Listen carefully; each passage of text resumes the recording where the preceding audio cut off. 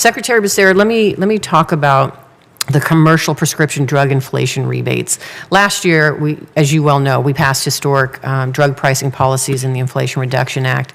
This law is already working to lower drug costs for our seniors with Medicare. Importantly, the Inflation Reduction Act penalizes drug companies for raising prices faster than inflation. However, as it stands today, these companies are only held accountable for hiking drug prices in the Medicare program.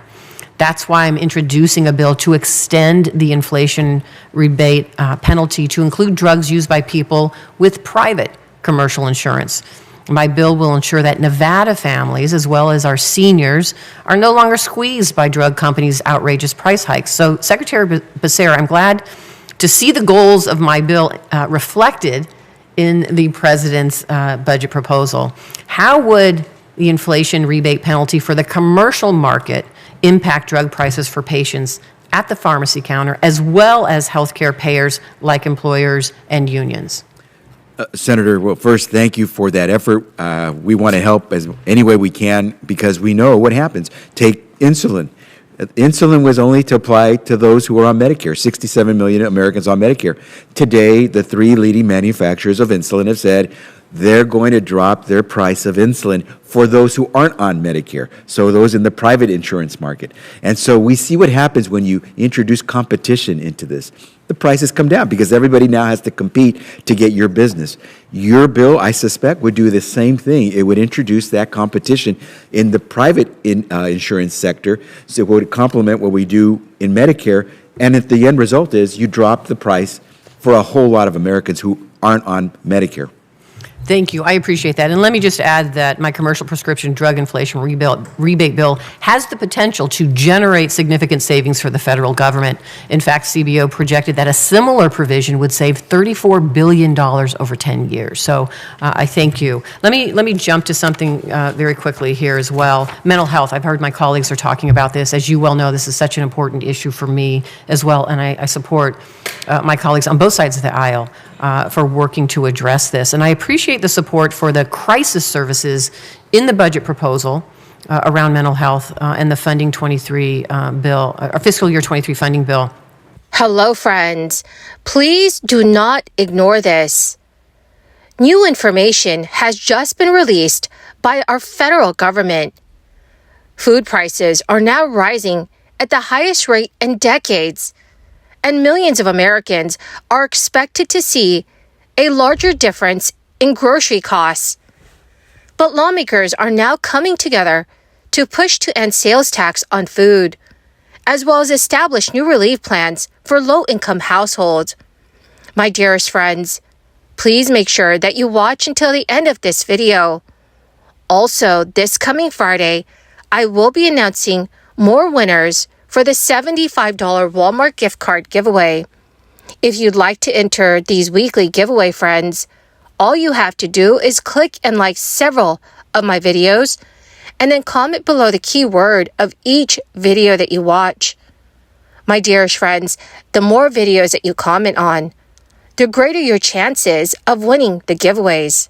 Even as inflation moderates in the United States, for millions of Americans, every trip to the grocery store still costs much more than before the crisis began in 2020.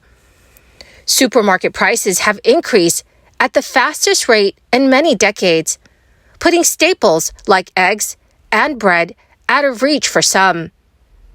Over the past 2 years, egg prices have nearly doubled, leading some consumers to extreme workarounds.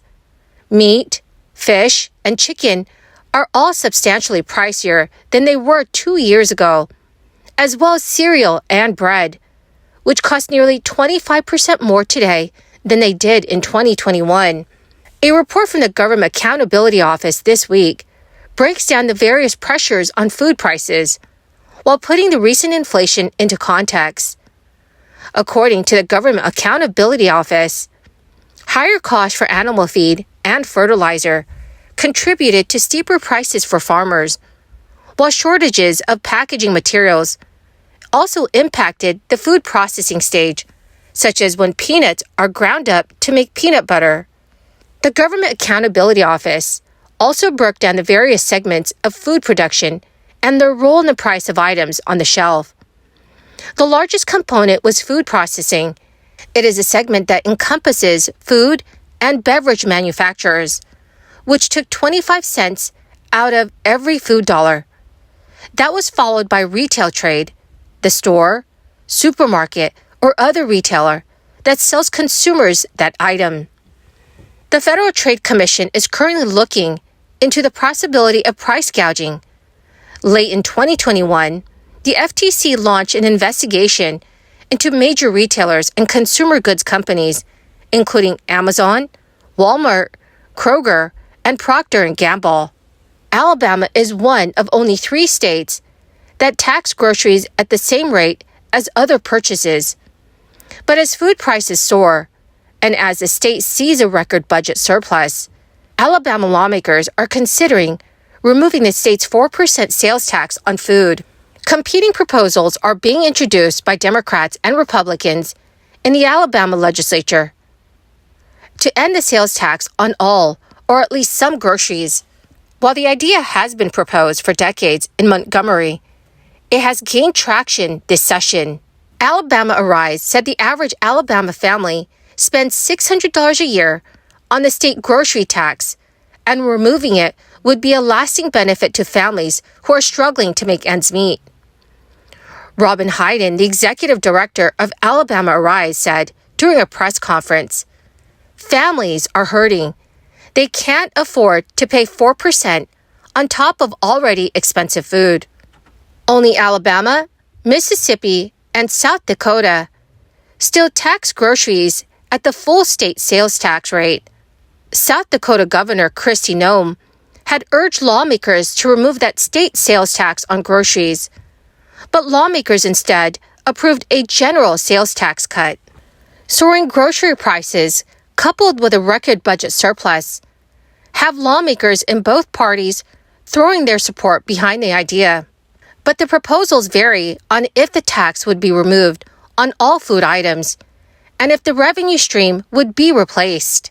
The proposal would allow voters to decide whether to remove the state sales tax on food and replace the money by ending the deduction that allows Alabama residents to deduct federal income tax payments before computing their state income taxes.